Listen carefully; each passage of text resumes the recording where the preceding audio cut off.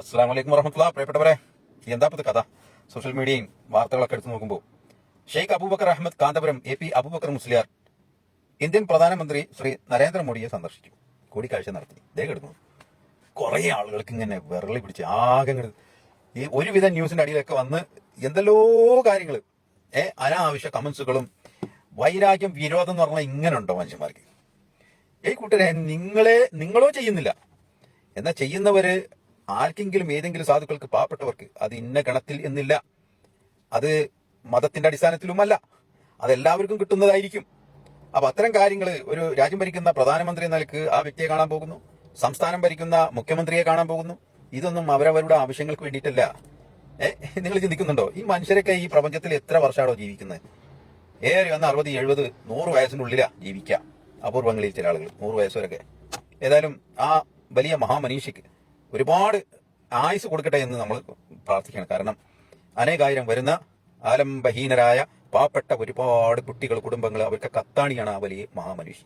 മനസ്സിലാക്കണം നിങ്ങൾ. ലക്ഷക്കണക്കിന് വരുന്ന കുട്ടികൾ പഠിക്കുന്നു സ്ഥാപനങ്ങൾ, സമുച്ചയങ്ങൾ, രാജ്യത്തിന്റെ വിവിധങ്ങളായ സംസ്ഥാനങ്ങളിൽ. അങ്ങനെ അത് നല്ല സംസ്കാരം പഠിപ്പിക്കുന്നു, നല്ല മതത്തിന്റെ കാഴ്ചപ്പാടുകൾ പഠിപ്പിക്കുന്നു.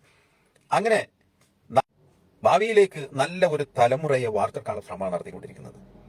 അത് നിങ്ങൾക്ക് രേഖ പരിശോധിച്ച് നോക്കിയാൽ മനസ്സിലാക്കും. അങ്ങനെ വിവേചനമില്ലാതെ, മതത്തിന്റെയോ വർണ്ണത്തിന്റെയോ വർഗത്തിന്റെയോ വ്യത്യാസമില്ലാതെ സഹായഹസ്തങ്ങൾ ചെയ്തു കൊടുക്കുന്ന ആ മഹാമനുഷ്യയെ നിങ്ങൾ എന്തിനു പരിഹസിക്കണം? അല്ലെങ്കിൽ നിങ്ങൾക്ക് ഉൾക്കൊള്ളാൻ കഴിയുന്നില്ല എങ്കിൽ നിങ്ങൾക്ക് ചെയ്യാൻ പറ്റാത്ത ഒരു കാര്യം മറ്റൊരാൾ ചെയ്യുന്നു എന്ന് കാണുമ്പോൾ ഉണ്ടാക്കുന്ന ആ വല്ലാത്തൊരു അസൂയുണ്ടല്ലോ, കുശുമ്പ്, നിങ്ങൾ പോയി ചികിത്സിക്കും കൂട്ടരെ. അല്ലാതെ വേറെ ഒന്നും പറയാനില്ല ഇതിനകത്ത്. അവകാശങ്ങൾ നേടിയെടുക്കാൻ ഭരണകർത്താക്കളെ കാണുക എന്നത് അത് അവനവന്റെ അവകാശമാണ്. ആ പൗരന്റെ അർഹതപ്പെട്ട അവകാശമാണ്. അത് നിങ്ങളെ കൊണ്ട് കഴിയുന്നില്ല എങ്കിൽ കഴിയുന്നവരത് ചെയ്യട്ടെ എന്നേ. അതിങ്ങനെ വിറളി പിടിച്ച് പോവും, ആകെ വെപ്രാളം പിടിച്ച് അവിടെ ഇവിടെ ഓടി നടന്ന് കമൻസുകളൊക്കെ, വൃത്തികെട്ട കമൻസുകളൊക്കെ എഴുതണമെങ്കിൽ നിങ്ങളെ മനസ്സ് എന്ന് പറയുന്ന ആ ചെറിയ സാധനമുണ്ടല്ലോ, അത് കേടായ ശരീരം മുഴുവനും കേടായി. അത് നന്നായ ശരീരം നന്നാവും, സമൂഹം നന്നാവും, രാജ്യം നന്നാവും. Okay, bye bye. അതെ, എന്താണ് പ്രധാനമന്ത്രിയെ കാണാൻ ഞാൻ മാത്രമല്ലല്ലോ, ഇന്ത്യൻ പ്രധാനമന്ത്രിയാണ് അദ്ദേഹം. ആ മന്ത്രിയുടെ കീഴിലാണ് ഓരോ സംസ്ഥാനം ഉള്ളത്. ഈ രാജ്യത്താണ് നമ്മൾ ജീവിക്കുന്നത്.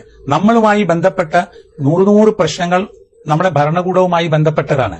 അപ്പൊ പ്രധാനമന്ത്രിയെ കണ്ടാൽ നമുക്ക് എന്താ പറയാനുള്ളത്?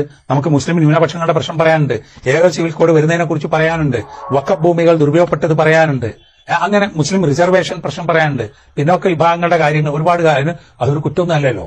അപ്പൊ പ്രധാനമന്ത്രിയുടെ പാർട്ടിയെ എതിർക്കുന്ന നേതാക്കന്മാര് സംസ്ഥാനത്ത് ഭരണാധികാരിയായാലും അവരും പോകുന്നത് പ്രധാനമന്ത്രിയെ കാണാനല്ലേ. അപ്പൊ പുറമെ കൂടെ പറഞ്ഞു നടക്കുന്നതിലും ആരോടാണോ പറയേണ്ടത് അവരോട് തന്നെയല്ലേ പറയേണ്ടത്. അതിനൊരു തെറ്റുമില്ല പ്രധാനമന്ത്രിയെ കാണാന്നുള്ളത്. രാജ്യത്തിന്റെ ഭരണാധികാരിയാണ്.